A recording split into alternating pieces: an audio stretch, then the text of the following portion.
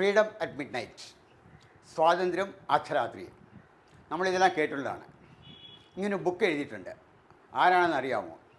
Larry Collins പറയുന്ന ഒരു അമേരിക്കക്കാരനും Dominic Lapierre എന്ന് പറയുന്ന ഒരു ഫ്രഞ്ചുകാരനും കൂടിയാണ്. ഈ രണ്ടുപേർ ചേർന്നിട്ടാണ് ഈ ബുക്ക് എഴുതിയിരിക്കുന്നത്.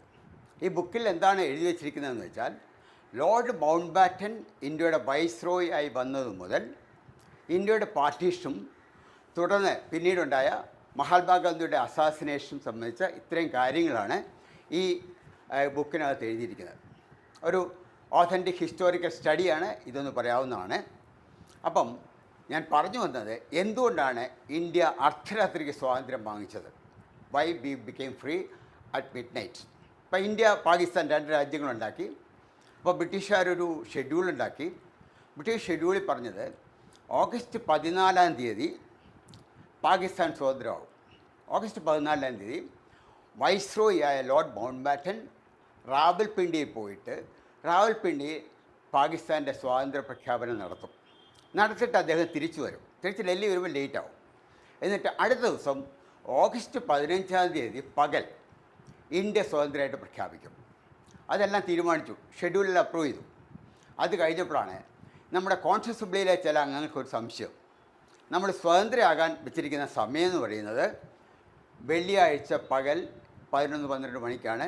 ആ സമയത്ത് രാഹുകാലമാണ്. അപ്പോൾ ഈ മെമ്പേഴ്സ് പറഞ്ഞു, ഈ രാഹുകാലത്ത് ഒരു പുതിയ രാജ്യം ഉണ്ടാകുന്നത് ശരിയല്ല. അപ്പോൾ അവരൊരു സജഷൻ പറഞ്ഞു, നമുക്ക് പാതിരാത്രിക്ക് സ്വതന്ത്രരാകാം. ഓഗസ്റ്റ് 14 അർദ്ധരാത്രിക്ക് സ്വതന്ത്രരാകാൻ തീരുമാനിച്ചു. ബ്രിട്ടീഷ് ഗവൺമെൻറ് അനുവദിക്കുകയും ചെയ്തു.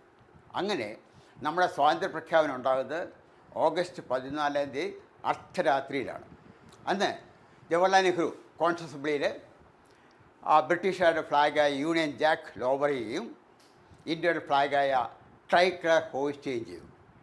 അന്ന് ആ സമയത്ത് അവിടെ നമ്മുടെ ഇപ്പോഴത്തെ ദേശീയഗാനമായ ജനഗണമന സുജാത കൃപലാനി പാടുകയും ചെയ്തു. ശരിക്കും പറഞ്ഞാൽ ഇപ്പോഴത്തെ ഇത് പറയാൻ കാരണം, അന്ന് ജനഗണമന ദേശീയ ഗാനമായിട്ട് അംഗീകരിച്ചിട്ടില്ല.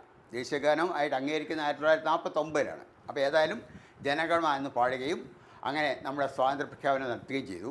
അന്ന് ജവഹർലാൽ നെഹ്റു ഈ കോൺഗ്രസ് അസംബ്ലിയിൽ വളരെ ഫേമസ് ആയ ഒരു സ്പീച്ച് നടത്തുകയുണ്ടായി. ആ സ്പീച്ച് തുടങ്ങുന്നതിൻ്റെ ഒരു സെൻറ്റൻസ് എന്ന് പറഞ്ഞാൽ, at the stroke of midnight when the whole world sleeps India wakes to life and freedom. അത് വളരെ ഒരു ഭയങ്കര പ്രസിദ്ധമായ ഒരു പ്രസംഗമായിരുന്നു അദ്ദേഹം നടത്തിയത്. മിക്കവാറും പേരത് കേട്ട് കാണും, വായിച്ച് കാണും. അപ്പം ഈ പ്രസംഗത്തിന് ഒരു ടൈറ്റിലുണ്ട്, ട്രയസ്റ്റ് വിത്ത് ഡെസ്റ്റിനി എന്നാണ് പറയുന്നത്. ട്രയസ്റ്റ് വിത്ത് ഡെസ്റ്റിനി, അല്ലെങ്കിൽ ഒരു വിധിയുമായിട്ടൊരു കൂടിക്കാഴ്ച എന്നാണ് അതിൻ്റെ മലയാളം. അപ്പോൾ ഓഗസ്റ്റ് 14 അർദ്ധരാത്രിക്കാണ് ഇന്ത്യ സ്വാതന്ത്ര്യമായത്. ഇന്ത്യയും പാകിസ്ഥാനും ട്വിൻ സിസ്റ്റേഴ്സ് ആണെങ്കിലും പാകിസ്ഥാൻ്റെ ബർത്ത്ഡേ ഓഗസ്റ്റ് 14, ഇന്ത്യയുടെ ബർത്ത്ഡേ ഓഗസ്റ്റ് 15.